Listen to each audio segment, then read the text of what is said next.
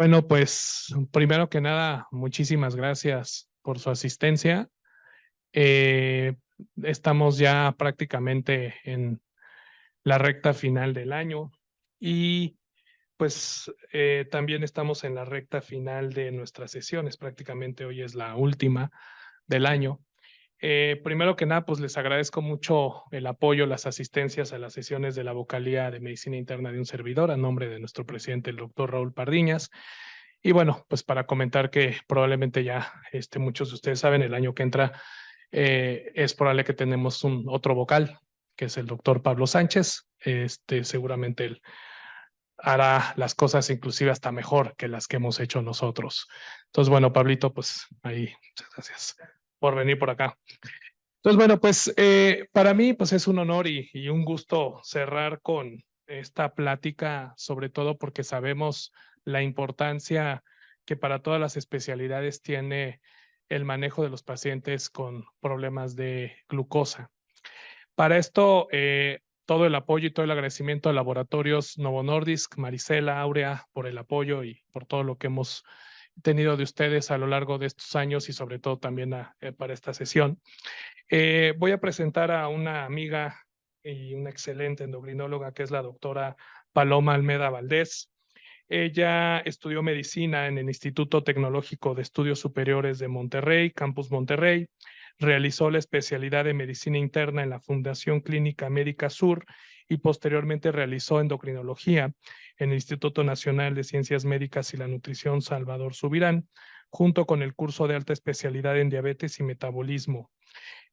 Cuenta con maestría, doctorado en ciencias médicas. Actualmente es adscrita al Departamento de Endocrinología y Metabolismo en el Instituto Nacional Salvador Subirán y también es adscrita del Servicio de Endocrinología de aquí del hospital. Entonces, bueno, pues sin mayor preámbulo, doctora, por favor, gracias. Vamos a hablar efectivamente de un tema muy importante que es cómo han cambiado los tratamientos para la diabetes tipo 2 y bueno, agradezco a Novo Nordisk la invitación para participar como ponente y también participo con algunas otras compañías farmacéuticas. Entonces, esto es lo que vamos a hablar en los siguientes 40 minutos, el panorama actual de la diabetes, porque es importante lograr un apropiado control glucémico. ¿A qué se refiere este concepto de terapias modificadoras de la enfermedad? Y también el concepto de abordaje holístico o integral del paciente con diabetes tipo 2. Y finalmente la evidencia de semaglutida como un nuevo antidiabético oral que llega como agregarse a la opción de tratamientos que tenemos, como es su uso práctico y la titulación y algunas conclusiones. Entonces, bueno, pues este es el panorama de la diabetes en el mundo, publicado por la Federación Internacional de Diabetes en el 2021. En este año se va a actualizar el Atlas, pero pues es una emergencia a nivel global, no nada más en nuestro país. Los casos que se estimaron en el 2021 fueron 537 millones de personas viviendo con diabetes y también la IDF hace proyecciones de acuerdo a las tendencias de cómo se comporta en las diferentes zonas los casos de diabetes y pues vean ustedes si esto sigue igual, se proyecta que en 2045 haya 783 millones de personas viviendo con diabetes a nivel global y pues los incrementos son prácticamente en todo el mundo. La diabetes tiene implicaciones importantes en cuanto a morbilidad y mortalidad.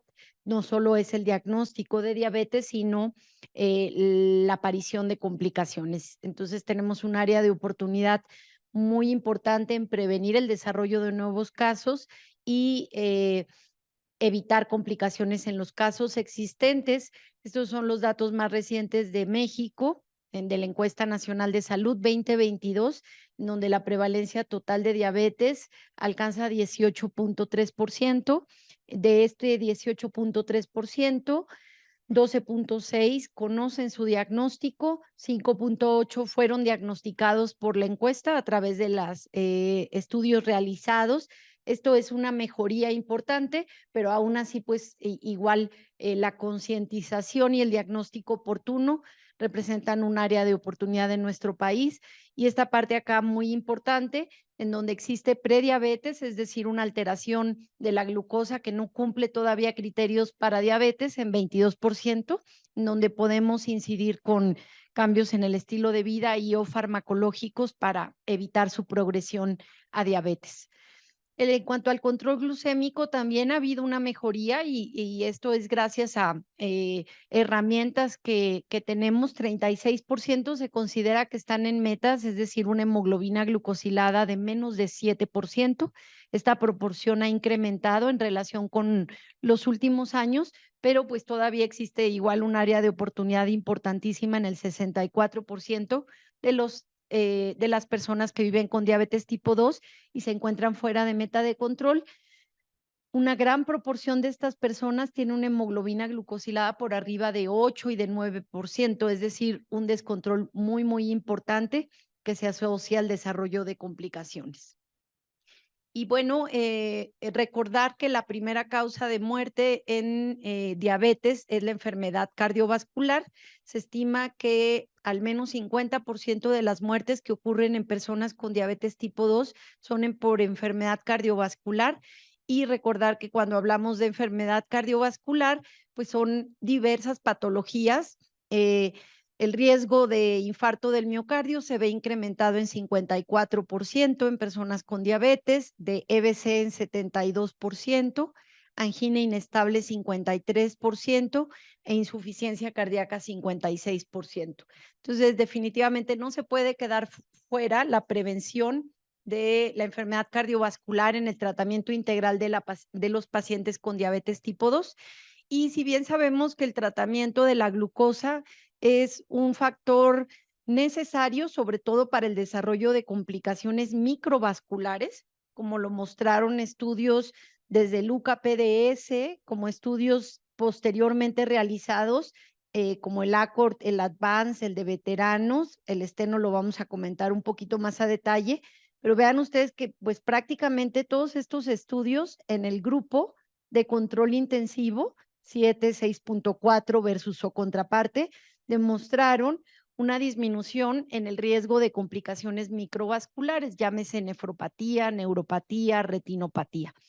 ¿Qué sucedió con las complicaciones cardiovasculares?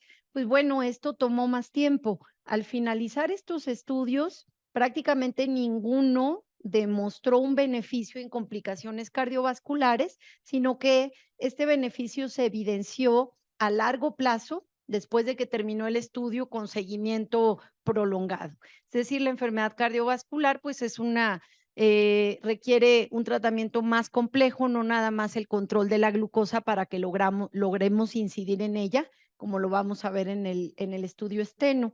Y bueno, pues también lo que aprendimos de estos estudios fue pues que en personas que ya tienen largo tiempo de evolución y que tienen complicaciones, el tratar de llevar a un control muy intensivo probablemente no sea tan benéfico en estas personas que ya tienen una evolución prolongada, y de ahí surge pues el concepto de individualizar el tratamiento, ya que se aumentó la mortalidad y los eventos cardiovasculares en este grupo. Y cuando hablamos de enfermedad cardiovascular, el mecanismo fisiopatológico que predomina en la diabetes tipo 2 es la aterosclerosis. Entonces, como decíamos, esto incluye eventos en diferentes partes, en diferentes órganos, accidente cerebrovascular, infarto del miocardio, enfermedad arterial periférica, y 5% de las muertes de enfermedad cardiovascular son por enfermedad cardiovascular aterosclerótica, hablando de la fisiopatología.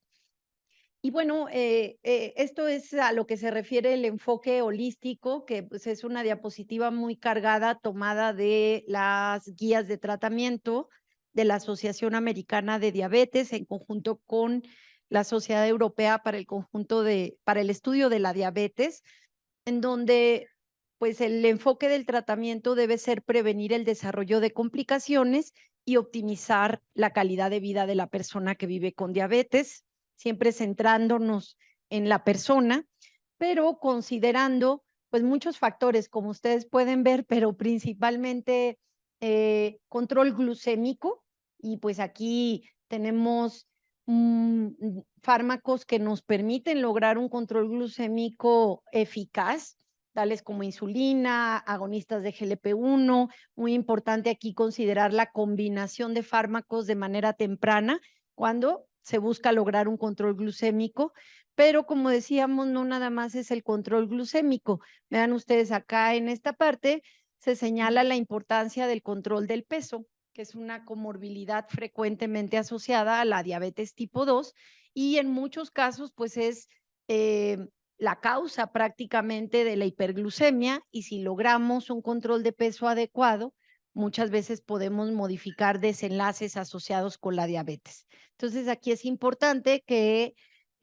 consideremos los fármacos que, además de tener un papel en el control de la glucosa, nos pueden ayudar también a control del peso corporal, tales como agonistas de GLP-1.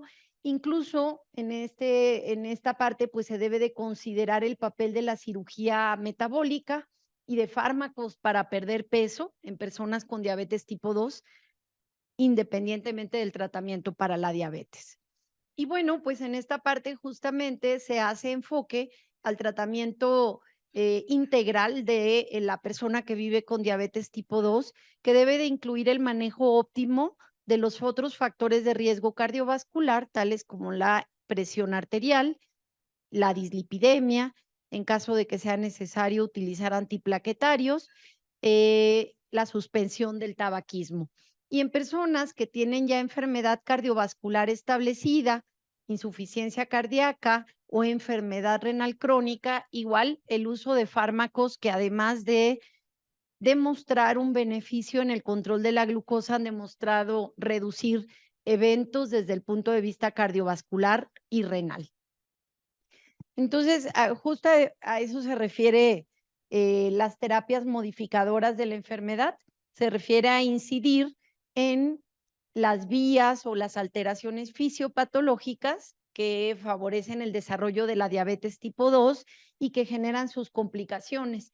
Y esto permitirá pues tener beneficios a largo plazo en la morbimortalidad, no solo enfocarnos en el tratamiento de la hiperglucemia, sino tratar de incidir en las complicaciones. Y pues definitivamente ha existido un cambio en la disponibilidad de fármacos con las que contamos para el tratamiento de la diabetes tipo 2. Y vean ustedes, pues previamente los agentes reductores de glucosa que teníamos, pues solo nos permitían mejorar la hemoglobina glucosilada y nada más. Y pues era con lo que teníamos que trabajar. Sin embargo, pues después surgen fármacos que nos permiten mejorar la hemoglobina glucosilada y que demuestran ser seguros desde el punto de vista cardiovascular, no con beneficio, pero no aumentar eventos cardiovasculares sin aumento de peso y sin aumentar el riesgo de hipoglucemia. Aquí sobre todo nos referimos a los inhibidores de DPP-4. Pero posteriormente vienen otros agentes que no solo mejoran la hemoglobina glucosilada, sino que permiten tener un impacto en desenlaces cardiovasculares y renales de los pacientes. Aquí más o menos por el 2015 fueron los primeros reportes con inhibidores de SGLT2, con agonistas de GLP-1, y actualmente pues podemos hablar de estos agentes como terapias modificadoras de la enfermedad que nos permiten, además de disminuir hemoglobina glucosilada, mejorar desenlaces cardiovasculares y renales en personas con diabetes tipo 2. Y entonces, pues si vemos el octeto ominoso postulado por el doctor Ralph Defronzo desde el 2009, pues vean ustedes cómo la hiperglucemia tiene múltiples mecanismos fisiopatológicos y hay más, se han ido agregando más. Actualmente hay ya otra figura más completa en donde se señalan 12 factores, pero lo más importante es señalar que en la actualidad pues contamos con fármacos que nos permiten abordar la gran mayoría de los procesos fisiopatológicos que contribuyen a la hiperglucemia. Clásicamente sabemos el deterioro de la secreción de insulina y la resistencia a la insulina, manifestada como una disminución de la captación de glucosa en músculo y aumento de la producción hepática de glucosa, pero pues viene también el efecto de mayor resorción de glucosa a nivel renal, un efecto de mala compensación en donde los inhibidores de SGLT2 tienen un papel muy importante, pero vean ustedes también a nivel del sistema nervioso central esta regulación alterada del apetito que muy frecuentemente se observa en personas con diabetes tipo 2, en donde los agonistas de GLP-1 tienen un papel terapéutico también muy importante. Por supuesto, el aumento de la secreción de glucagón, en donde tanto agonistas de GLP-1 e inhibidores de DPP-4 tienen un papel potencial. Entonces, definitivamente el enfoque multifactorial de la diabetes tipo 2 sí nos puede ayudar a mejorar desenlaces en la diabetes. Estas son las metas globales, se individualizan. Esta ya cambió, es menos de 130/80 en el último consenso de la Asociación Americana de Diabetes para personas que viven con diabetes tipo 2. Y bueno, entonces no solo control glucémico, modificación del estilo de vida, reducción de la presión arterial y control de la dislipidemia, utilizando fármacos que han mostrado ser de beneficio en personas que viven con diabetes tipo 2, IECAS, ARAS, antagonistas no esteroideos del receptor de mineralocorticoide, que se unen a estos fármacos, dislipidemia con estatinas, si no se logra la meta, e intensificadas con ezetimiba, y si no se logra la meta, uso de inhibidores de PCSK9. Entonces, este es justamente el estudio Steno, que ya tiene algunos años publicado, vean ustedes, desde el 2008, pero sigue siendo un estudio que nos deja grandes enseñanzas. Fue un estudio pequeño, y en esta época, por supuesto, no había agonistas de GLP-1, no había inhibidores de SGLT2, entonces lo que se utilizó fue básicamente sulfonilureas y metformina, insulina, y pues eran personas que tenían alto riesgo cardiovascular, todas tenían albuminuria y todas fueron tratadas con inhibidores de la ECA, pero además un grupo recibió tratamiento intensivo para controlar muy bien la glucosa, la hipertensión, la dislipidemia, microalbuminuria y también una terapia cognitiva conductual, perdón, que permitiera pues apegarse a cambios al estilo de vida. Y pues vean ustedes lo que sucedió después de 13 años de seguimiento en aquellas personas que fueron asignadas al grupo de tratamiento convencional, pues hubo mucho mayor incidencia de muerte por todas las causas y también hubo una mucho mayor incidencia de eventos cardiovasculares. De hecho, la diferencia en la sobrevida a 13 años fue de 8 años prácticamente, y pues esto definitivamente es aplicable. Debemos de hacer un control combinado de los factores de riesgo cardiovascular para que podamos mejorar desenlaces, sobre todo desde el punto de vista de mortalidad y de eventos cardiovasculares mayores. Y bueno, volviendo a las guías que tenemos actualmente de la Asociación Americana de Diabetes, es igual una lámina muy cargada, pero vamos primero a la parte del lado derecho, en donde yo les decía que era importante identificar a personas que tengan diabetes tipo 2, pero que también tengan ya presencia de enfermedad cardiovascular establecida, o bien factores de riesgo cardiovascular, edad, tabaquismo, dislipidemia, obesidad, hipertensión, albuminuria, insuficiencia cardíaca o enfermedad renal crónica. ¿Por qué? Pues porque en estas personas es importante, independientemente de su hemoglobina glucosilada y del uso o no de metformina, utilizar fármacos que han demostrado beneficio en estas desenlaces. Por ejemplo, en enfermedad cardiovascular, pues serían los agonistas de GLP-1 y o inhibidores de SGLT2. En el caso de insuficiencia cardíaca, sobre todo los inhibidores de SGLT2, aunque en este campo sigue habiendo nueva información sobre otras clases terapéuticas. Y en el caso de enfermedad renal crónica, sobre todo los inhibidores de SGLT2 y por supuesto sin dejar de lado los IECAS o ARAS como parte del tratamiento. Y siguiendo el algoritmo del lado izquierdo, pues están lo que yo les decía, aquellas personas en donde a lo mejor no tienen enfermedad cardiovascular o enfermedad renal o insuficiencia cardíaca, pero tienen un gran descontrol glucémico. Y en ellos nos interesa lograr el control glucémico lo más rápido posible, sin cuidando el riesgo de hipoglucemia sobre todo. Entonces aquí tenemos que priorizar la combinación, la terapia de combinación en forma temprana y, por supuesto, considerar qué podemos esperar de los diferentes fármacos.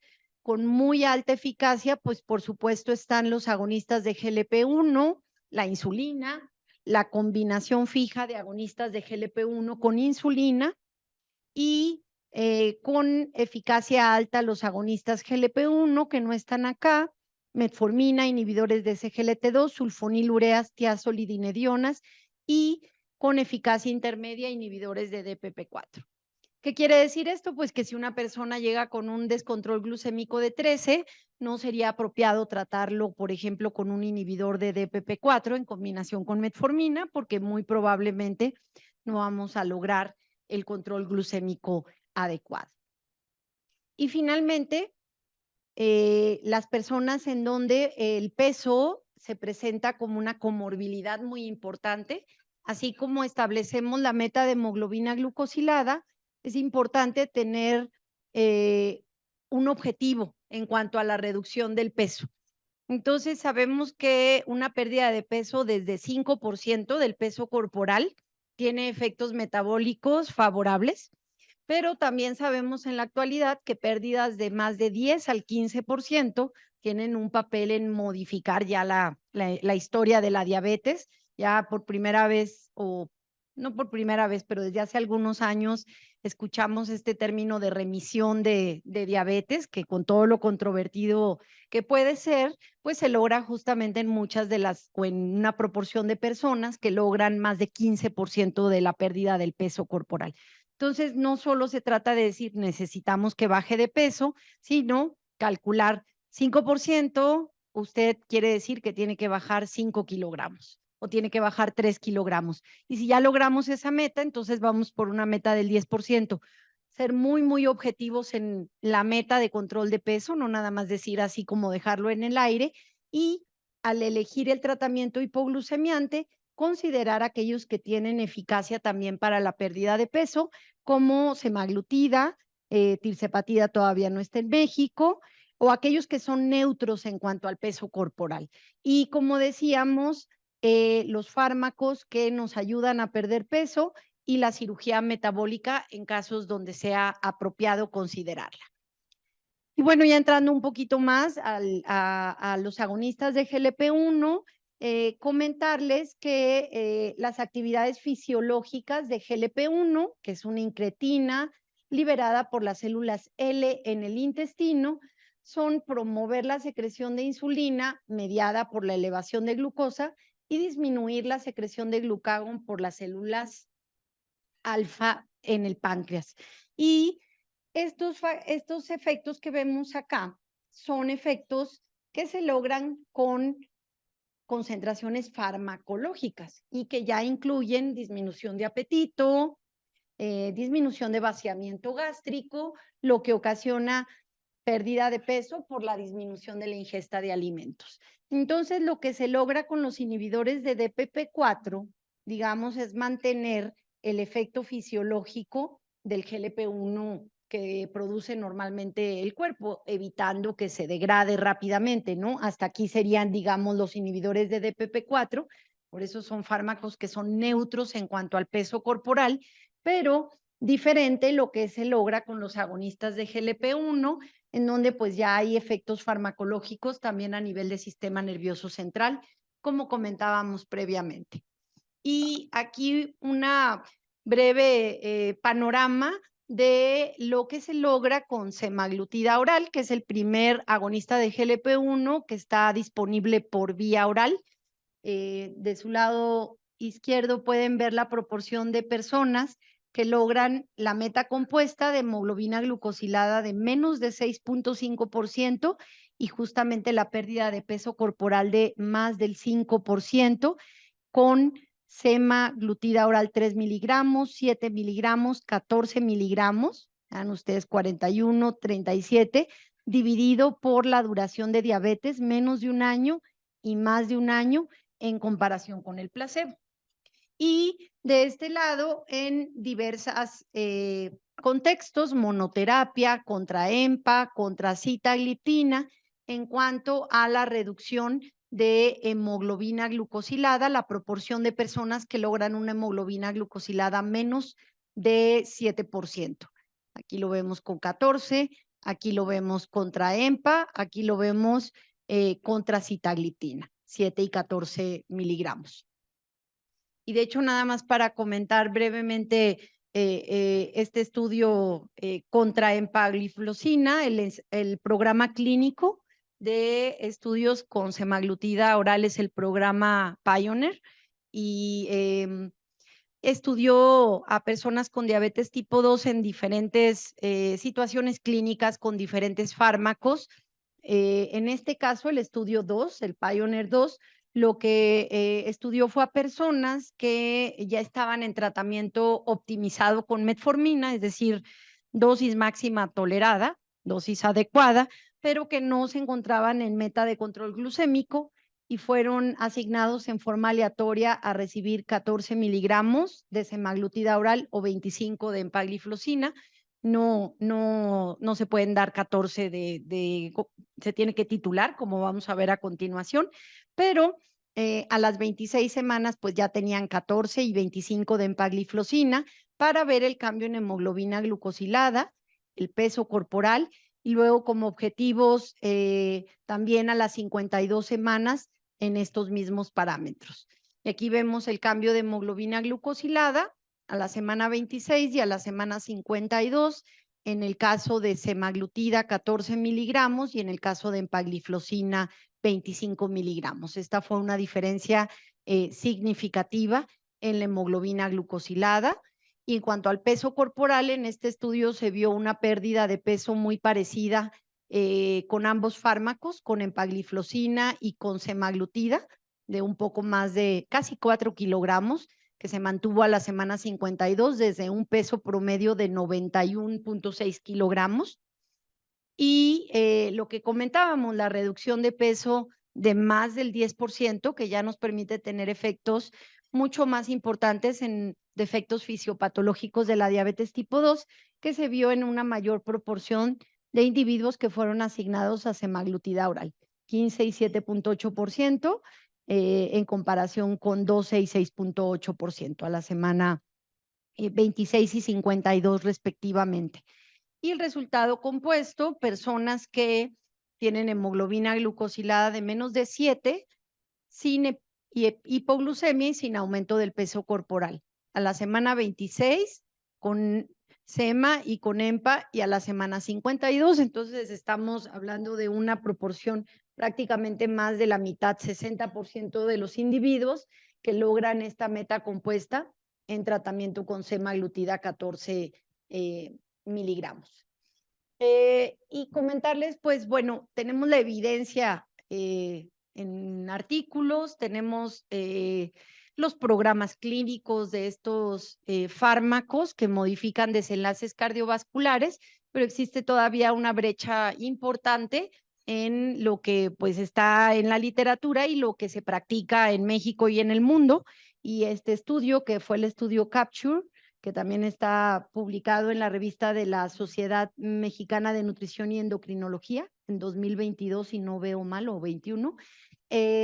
Lo que hizo fue comparar la prevalencia de enfermedad cardiovascular en México y en otros 13 países del mundo y pues cómo el manejo, ¿no?, de estos pacientes en diabetes tipo 2. Entonces, lo que se observó fue que la prevalencia de enfermedad cardiovascular establecida se documentó en México en 36.9% en personas con diabetes tipo 2, muy parecido a lo del resto del mundo. Enfermedad cardiovascular aterosclerótica, que decíamos que era como el 75% de esta enfermedad cardiovascular, 29.5 versus 31.8. El porcentaje de personas con diabetes que, si bien no tienen enfermedad cardiovascular establecida, tienen factores de alto riesgo cardiovascular, 14, 13.8.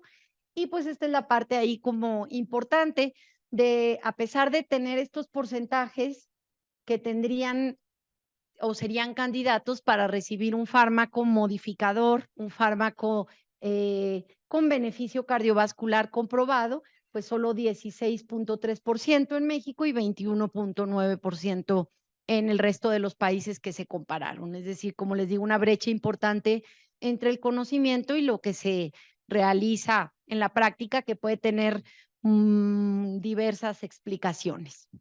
Y también semaglutida oral tiene este estudio de seguridad cardiovascular, que es el número 6, y bueno, pues tuvo el objetivo de demostrar seguridad cardiovascular en personas con alto riesgo cardiovascular o enfermedad cardiovascular establecida. Entonces, además de la atención estándar del tratamiento, se recibió 14 miligramos de semaglutida o lo equivalente en un placebo. Y bueno, este estudio se detuvo cuando se llegaron a 122 desenlaces adversos cardiovasculares, que incluyen muerte cardiovascular, infarto del miocardio o evento vascular cerebral. Entonces, aquí está el resultado del estudio. Al finalizar el seguimiento, las personas que recibieron placebo tuvieron 76 eventos, lo que equivale a 3.7 eventos por 100 pacientes año, en comparación con semaglutida 14 miligramos, en donde hubo 61 eventos, que equivale a 2.9 eventos por 100 pacientes año. Esto representó una razón de riesgo de 0.79, que fue significativa para la no inferioridad, pero como ustedes pueden ver aquí, no alcanzó la superioridad. ¿Cómo se traduce esto? Semaglutida oral es segura desde el punto de vista cardiovascular en comparación con placebo en personas con diabetes tipo 2 y con alto riesgo cardiovascular o enfermedad cardiovascular establecida. Y aquí están los componentes del desenlace primario: muerte cardiovascular y los eventos que hubo en cada grupo, infarto del miocardio y evento vascular cerebral. ¿De acuerdo? Y como ustedes saben, pues semaglutida también existe en presentación para ser administrada por vía subcutánea. En ese caso, los estudios o el programa clínico fueron los estudios SUSTAIN, y lo que se hizo en este metaanálisis fue reunir a los participantes que participaron en semaglutida vía subcutánea y los que participaron en semaglutida vía oral en los dos estudios de seguridad cardiovascular, para ver la reunión de los datos, cómo quedaba el desenlace compuesto por infarto, evento vascular cerebral y muerte cardiovascular. Y vean ustedes cómo pues la reunión de ambos estudios dio una disminución de riesgo significativa de 0.76, es decir, 24% de disminución de riesgo, en este caso estadísticamente significativa. Y hay múltiples estudios preclínicos que han evaluado por qué los agonistas de GLP-1 se pudieran asociar a la disminución de eventos cardiovasculares y aterosclerosis. Muchos de ellos apuntan a efectos en inflamación. Efectivamente, los receptores de GLP-1 pues se expresan en células inflamatorias, linfocitos, macrófagos, y se ha visto en los diferentes estudios que existe una disminución de marcadores de inflamación en estas personas, independientemente de la disminución pues de los otros factores que ya sabemos que afectan también favorablemente al riesgo cardiovascular, como son el peso, sobre todo la grasa visceral manifestada con la circunferencia de cintura, una disminución favorable de triglicéridos, un aumento de HDL, una disminución modesta, pero también importante de la presión arterial y pues por supuesto la disminución de la glucosa. Y bueno, ¿qué tenemos con los otros fármacos en cuanto a riesgo de enfermedad cardiovascular aterosclerótica? Yo les comentaba hace un momento que los inhibidores de DPP-4 pues mostraron seguridad cardiovascular en sus estudios respectivos, no mostraron reducción de los eventos, pero son seguros desde el punto de vista cardiovascular. ¿Qué pasa con los inhibidores de SGLT2? Demostraron seguridad cardiovascular, demostraron reducir el compuesto de 3 puntos, sobre todo gracias a la disminución de la insuficiencia cardíaca. Y en el caso de los agonistas de GLP-1, pues su efecto pareciera ser más a nivel de enfermedad cardiovascular. De hecho, hay un metaanálisis en donde se observa una reducción significativa de evento vascular cerebral del 17% y de infarto del miocardio del 10%. O sea, ya específicamente de estos eventos de enfermedad aterosclerosa, ¿no? Cardiovascular. Y como les decía, pues hay información muy reciente sobre el efecto en insuficiencia cardíaca, en donde los inhibidores de SGLT2 han tenido también o han demostrado efectos importantes. Y finalmente, comentar con ustedes los usos prácticos de semaglutida oral. Bueno, pues muy importante, semaglutida para que pueda ser administrada por vía oral, pues tiene una tecnología muy novedosa, es un péptido, generalmente los péptidos pues no se absorben por el sistema gastrointestinal y para que se logre su absorción tiene un potencializador que se llama SNAC, pero para que este SNAC haga su función adecuadamente, pues debe ser tomado en ayuno, debe ser tomado con el estómago vacío y debe ser tomado con poca agua, aproximadamente 120 mililitros de agua para que esto permita su absorción a nivel del estómago. Y deben de pasar al menos 30 minutos antes de ingerir algún otro alimento o medicamento. Ya después de este tiempo se puede ingerir la primera comida o algún otro medicamento que sea necesario. Entonces, esta es una parte importante a señalar para que justamente se logre el beneficio y la eficacia del fármaco. Y la otra parte es la titulación. Semaglutida oral comparte con los agonistas de GLP-1 sus principales efectos adversos, que son gastrointestinales, sobre todo la náusea, está descrita en las primeras semanas de uso y se minimiza cuando hacemos una titulación adecuada del fármaco. Entonces es bien importante empezar con la dosis de 3 miligramos y seguir con esta dosis por un mes. Tan es importante iniciar con esta dosis como es importante titularla. Es decir, realmente las dosis de mantenimiento o con las que podemos esperar la eficacia en cuanto a control glucémico, en cuanto a peso corporal, va a ser la dosis de 7 o la dosis de 14. ¿De acuerdo? No quedarnos aquí con esta dosis de 3, que es nada más de inicio.